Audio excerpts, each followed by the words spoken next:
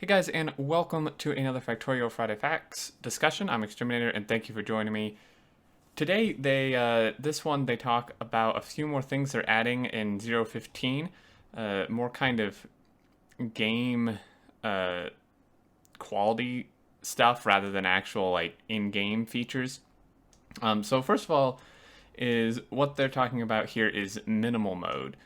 So kind of a problem that's been happening since pretty much forever, is that when dealing with mods, and I say specifically in the way we handle mods, with the mod portal introduction, it did make it easier, right, to download mods and kind of mess with them there rather than having to go to the website or the forums or whatever, grab them, and then drop them into your mod folder. So the mod portal helped a bit, but the problem they're discussing here, which is kind of annoying, is regardless of how you install the mod, if the mod has some sort of error, either in conflict with other mods or within itself, I'm sure you've all pretty much experienced this at least once, that if a mod has a problem, when you load the game, you get some sort of error. Not necessarily the specific error, but you do get an error, and it doesn't actually load the game fully, right? If you click OK or click out of this, it just closes the game, right? And restarting it, unless you've fixed the error, won't change it. So you can't actually get into the game to disable the mod. So what you have to do now, essentially, is either fix the error if you know how, or if you don't know how, just delete the mod altogether to actually get the game to load. So what they're introducing in 15 to make this kind of easier to deal with is the solution is what we call minimal mode. Essentially just a lightweight preload of the game so that if there's an error on loading, we have some way to help. With this system in place, when you load a faulty mod, you will be greeted by something like this. So it still displays the error, which is nice. It tells you what it is, so you can at least try to fix it if you want.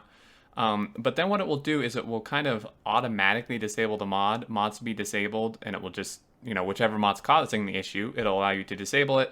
You can disable list of mods, disable all mods if you'd like, restart or exit. So this brings up a menu essentially that allows you to disable the mod kind of within the game before the game actually loads, if that makes sense, without having to actually go delete the mod from your folder. So this is really nice. So it won't crash your game, right? You can, if there's a mod giving a problem, you can just disable it, go into the game, and then mess with it from the in-game menu, and stuff like that. So it's really, really nice. So that's one thing they're adding for 15. And then the other thing, which I think they briefly mentioned, and I discussed a little bit with them before that they'd mentioned to me, was mini tutorials and campaigns. So right now, the campaign missions are kind of what act as a tutorial, except they're not really tutorials. I mean, they kind of act like tutorials, right? They kind of guide you through stuff, more specific goals and stuff than the free play, but they're not like actually tutorials, right? So what they're planning to add in 15 is kind of some prompt-based tutorials. So the basic idea of these will be short context-aware scenarios that the player will be prompted to try, which will teach the player some topic in a short period of time. For instance, when a player crafts his first rail piece, he will be prompted to try the rail planner tutorial. We have a short list of priority tutorials planned for 15, which is as follows. So trains, rail building and manual locomotive control, automated trains, train stops and schedules, ghost rail placing, basic signal and simple stations, and advanced signals, chain signals, and intersections. And then with oil, pump jacks, pipe building, fluid tanker usage, basic oil processing, deal with output products, advanced oil processing, cracking. So these are kind of their priority list of what to do mini in-game tutorials of. So to kind of just reiterate how that would work is, for example, when you go to like put down a pump jack or build a refinery, it would prompt you to be like, thing would pop up and it'd be like, do you want to go take the basic oil processing and output products tutorial? And I would assume you can decline it if you'd like, or you can do that and it would bring you, I would assume based on what they're saying here, into a little scenario or something where it kind of walks you through it in game, which is really nice. It's only two things so far, but of course, with all the other stuff they're doing, I don't blame them for not having time to do everything. And they've kind of prioritized this because they say these are what we consider the major hiccups in the game flow, which I would agree with. A lot of people struggle with trains. I will openly admit I'm one of them. You know, I have them down to a certain point, but I still struggle with them a bit. And then oil is what a lot of people struggle with. And, you know, newer players, you know, the oil is really quite complicated for a newer player to the game.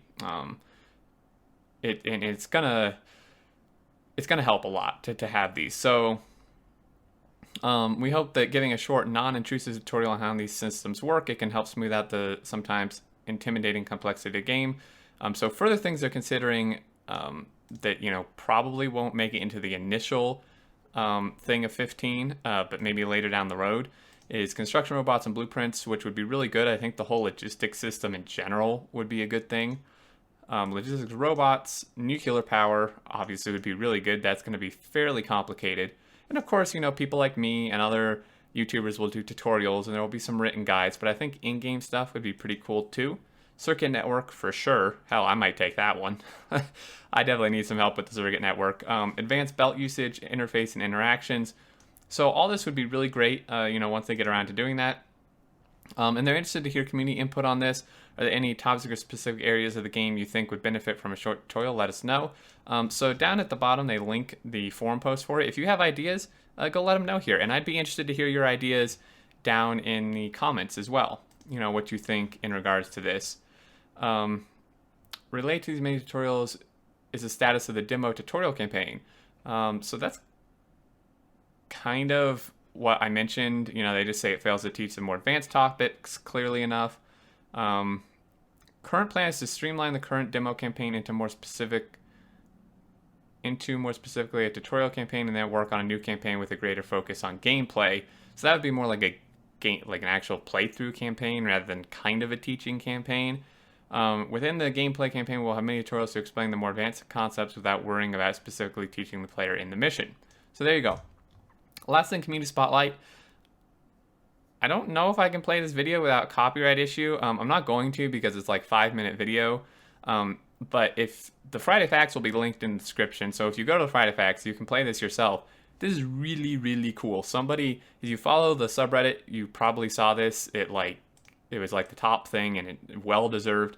So Reddit user Nifty Maniac has taken Factorio's concept of automation and ran with it by developing what he calls Grey Goo Mark 1. So essentially, this is an autonomous, self-expanding factory, which just blows me away. It uses a lot of combinators and circuit stuff, so I don't actually understand how it works personally.